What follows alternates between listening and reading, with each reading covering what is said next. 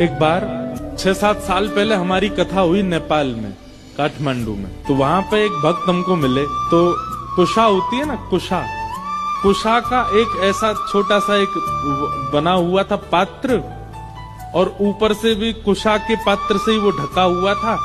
तो वो लाए, बोले महाराज जी मेरे गोपाल जी के दर्शन करो।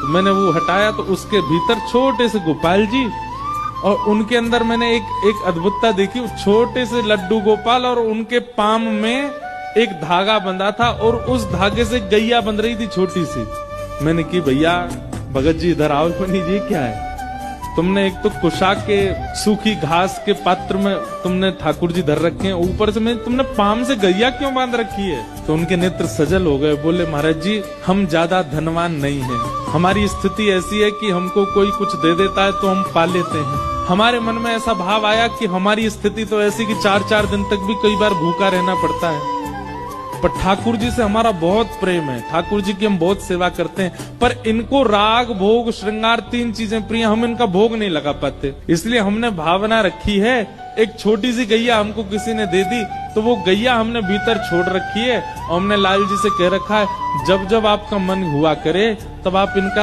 इनका जो है दूध पी लिया कीजिए, और हमें छोड़ के मत जाइएगा, भले ही चाहे गैया के दूध से ही पेट भर लो, हमें छोड़ के मत जाना कभी। और वो क्या बोले पता है, आपको सुन के आश्चर्य होगा। बोले महाराज जी ठाकुर जी के लिए भोग तो मैं रोज नहीं लगा पाता, पर रोज थोड़ी बहुत घास तोड़ करके गैया के सामने डाल देता हूँ भीतर। मैंने क्यों? बोले गैया पालेगी तो दूध बनेगा, ठाकुर जी दूध पी लिया करेंगे।